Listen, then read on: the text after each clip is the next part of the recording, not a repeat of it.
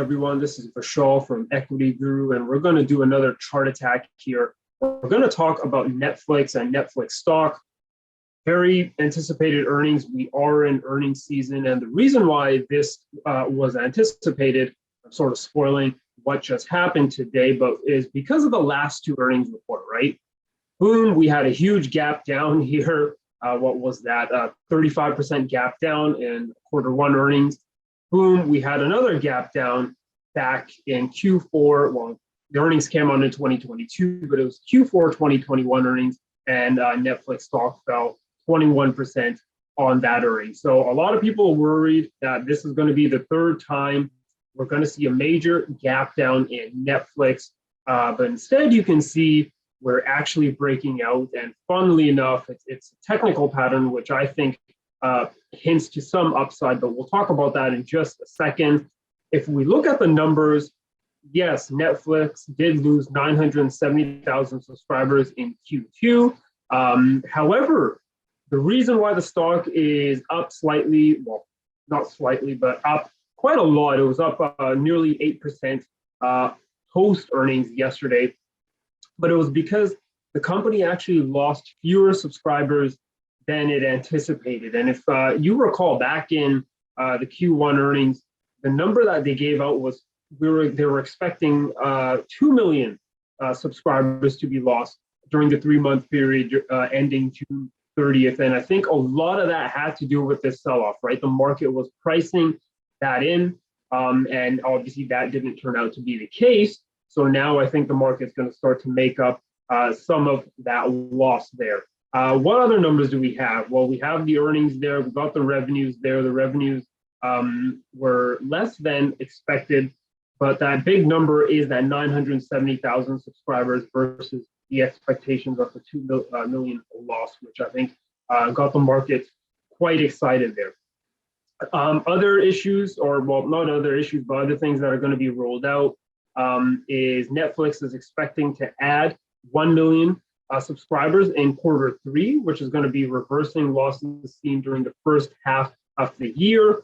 2023 is also going to be seeing the rollout of its paid sharing plan, trying to upcharge Netflix members who share subscriptions with family members or friends who live outside of their homes. And then there's also this new plan, this low-cost ad-supported tier, which is going to come out in early 2023, and Microsoft is that partner for the ad-supported offerings. I guess you'll be able to, pay less for your Netflix subscription, but having to go through a lot of ads while you're watching or binging your favorite show. So that's looking to come out next year. So we have a few catalysts there, but if we look at the share price, this is where things get interesting for me, because as the stock was ranging, and it's been ranging basically for 2 months, we tried to break above 200, always rejected.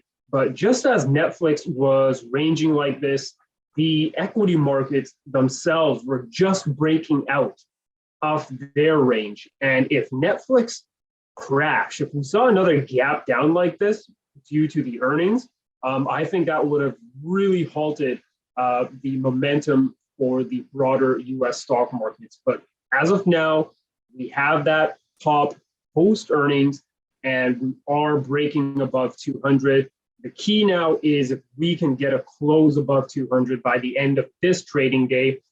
So far, so good, but at the time I'm recording this, we still have about 2 hours and more to go during the trading day, so anything could happen. But going forward, we get a close above 200, and that sets us up, I think, for a move up to 250, potentially a pullback before that happens, though, where we come back to retest the 200 level to take us to 250.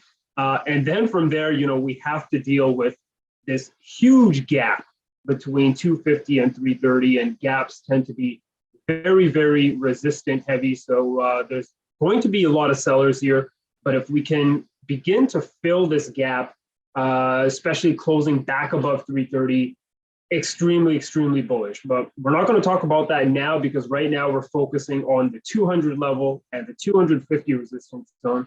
But just know that there is going to be a big battle between the bulls and the bears after 250 as we try to reclaim this gap. So let me know what you guys think about this Netflix setup here. Structurally, it looks very good with this range breakout, and it does hint to some sort of relief. Or do you guys think that this is going to be a false breakout and we close back about below 200?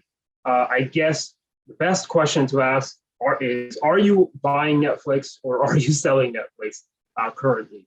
Let me know in the comments below, and I'll catch you guys all in the next chart attack.